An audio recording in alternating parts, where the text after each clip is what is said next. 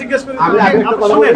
আমরা কি করে দেখেন তারপরে বলবেন আমাদের কাছে তাই করে 10 টাকা 8 টাকা করে কেজি প্রতি দাম বেড়ে যাচ্ছে কিভাবে এই যে ক্রয় মূল্যের কোনো তথ্য এখানে নেই উনি ইচ্ছা করলে এখন যদি বলে 1000 টাকা কেজি পেঁয়াজ কারণ কোনো তো প্রমাণ নেই এখানে আচ্ছা মূল্য এই যে আছে এই যে মূল্য তাহলে কত করছি আর দুটো কোশ্চেন আছে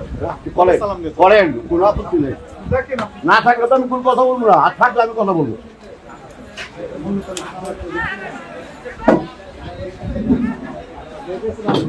চল্লিশ 45 এই পেঁয়াজগুলো আপনি নিজে কিনেছেন না কেউ আড়তদার দিয়েছে মানে পাঠিয়ে দিয়েছে আমরা কাগজ একটু দেখেন কাগজটা দেখো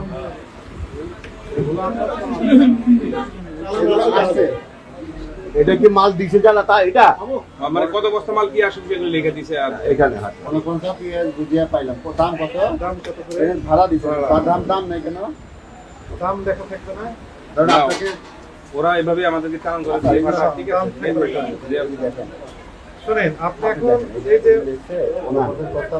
পেঁয়াজ কিন্তু দামটা পড়েনি এই কত করে ওরা তো একটা মনে করে যে 1100 টাকা কিনি বা 1500 টাকা ওরা কিনি আমাদেরকে মোবাইলে বলে দেয় বলে বলে এটা না এটা হবে না এটা বলে দিবেন যে আপনার রেটটা দিয়ে দিতে হবে এখানে না হলে পরবর্তী কোনো আর ক্ষমা নাই আমাদের কাছে তাই করে 10 টাকা 8 টাকা করে কেজি প্রতি দাম বেড়ে যাচ্ছে হ্যাঁ, কিভাবে হ্যাঁ। এই যে ক্রয় মূল্যের কোনো তথ্য এখানে নেই উনি ইচ্ছা করলে এখন যদি বলে 1000 টাকা কেজি পেঁয়াজ কারণ কোনো তো প্রমাণ নেই এখানে কথা বুঝেছেন হঠাৎ করে দাম বাড়িয়ে দিচ্ছে কেন কারণ হচ্ছে ক্রয় মূল্যের কোনো ইনফরমেশন এখানে নেই। যেটা পাওয়া যাবে না। ঠিক আছে আমি একটা এটা একটু কথা কই এটা জানেন আপনি মানে আপনিও দেখেন, একটা কথা আমি আপনাকে জানাই দিই আপনাদের অনেক ইনফরমেশন দরকার আছে আপনার মনে যে ব্যাপারগুলো মাথা নেই ওরাই কিন্তু রেটটা মনে করে আমরা যদি সমস্যা নেই, কিন্তু এরা তো থাকতে হবে। আমরা যদি কম বিক্রি করি আমাদের মাল দেয় না। আমরা কি করবো আমরা ব্যবসা আমি এখন বলি ব্যবসা করবেন এখানে সত্যি বললাম এই কথা ক্রয় মূল্য যদি থাকতো তাহলে আমাদের অস্বীকার করে দিচ্ছি কৃষি আমি বিপণন স্বীকার করছি যে এটা আইন হবে না কৃষি বিপণন আইন এই আইনে বলা হয়েছে উনি কত টাকা লাভ করতে পারবেন তো আমরা ক্যালকুলেট করে দেখলাম যে এর ভিতরে আছে নাই সমস্যা নেই না না আপনি নিয়মের ভিতর থেকেই ব্যবসা করেন কিন্তু দেখেন এটা অনিয়মটা করে ফেলেছে নাকি আমার ডাকলো আমি চলে ডাকলো পাবো না আমার আমরা ধরো আমরা বলে দিয়েছিলাম না যে এটা লিখবেন ছিলেন না কেন জরিমানা কম হয়ে যায় তাহলে খাওয়া ছিলেন না কেন আমরা তো আমাদের ব্যক্তিগত লাভের উদ্দেশ্যে কোনো কথা বলি না আমরা বলি আইনের কথা সবার জনগণের উদ্দেশ্যে আইনের কথা বলি আপনারা যেটা বলতে এক পরবর্তী যদি আপনারা করবেন আমারও পাবেন না আমি কিন্তু অনেক কাজ করে ব্যাপারীরা আজকে তেল সব জানাই দেওয়া হবে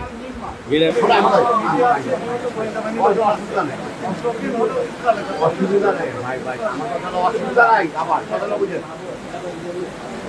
যে এইভাবে লেগে কথা রাখবো বা ছিল না ওখানে ব্যবসা করবো পারে না ব্যবসা অনেক আমাদের আপত্তি নেই না না ব্যবসা অসুবিধা হবে না এটা পরে লাভ হয় আর লাভ করেন আমরা কমিশন খাই আমরা কমিশন খাই আমরা তো বলি নাই যে আপনি লাভ করেন আমি বলতেছি না আপনারা কমিশন খান আমরা বলছি 100% টাকাটা দিব কি কমিশন যে খান কমিশন বিক্রি করে ঠিক আছে কিন্তু আইন মেনে দেবে ব্যবসা করতে ঠিক আছে আইন মেনে ভিতরে যে ব্যবসাটা করবো আমার বলতে আমি করবো কিন্তু আমার মতো যারা ব্যাপারী আছে আপনারা ওই যারা যারা কেন বারবার বলতে আমরা এইটা আপনি সভাপতি আপনি একটা কথা বলছেন এদিকে টাকা আপনার একটা কথা বলছেন আপনার একটা কথা বলছেন আচ্ছা আমার নাম 017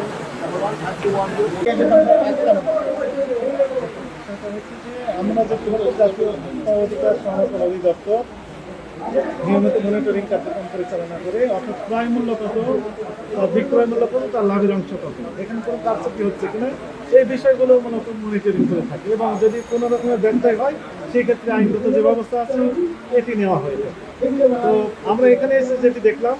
যে আমরা বারবার ইতিপূর্বে আমরা জানিয়ে দিয়েছি এখানে সভাপতি মহোদয় আছেন এবং এখানকার নেতৃবৃন্দ যারা ছিলেন ইতিপূর্বে তাদেরকে জানিয়ে দিয়েছি যে যেখান থেকে ক্রয় করেছেন অথবা যে আড়তদার বিক্রয় করার জন্য দিয়েছেন তাদের ক্যাশ মেমো রাখবেন এবং যার কাছে বিক্রয় করা হলো পণ্য অবশ্যই পাকা ক্যাশ মেমো দিতে হবে একই সাথে মূল্য তালিকা সুন্দরভাবে টাঙিয়ে রাখতে হবে যেন সহজে দৃশ্যমান স্থানে এটি দেখা যায় এখানে এসে যেটা আমরা দেখলাম যে যেখান থেকে কিনেছেন অথবা যিনি বিক্রয় করতে দিয়েছেন পেঁয়াজ পাকা ক্যাশ মেমো নেই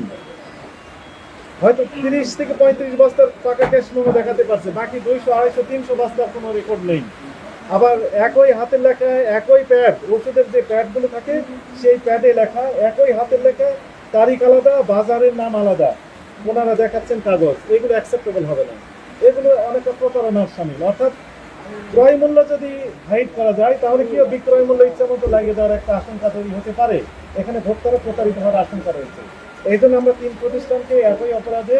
জরিমানার আরোপ করেছি এবং এখানে সভাপতি মহোদয় দায়িত্ব নিয়েছেন যে উনি আজকেই তাদের সকলকে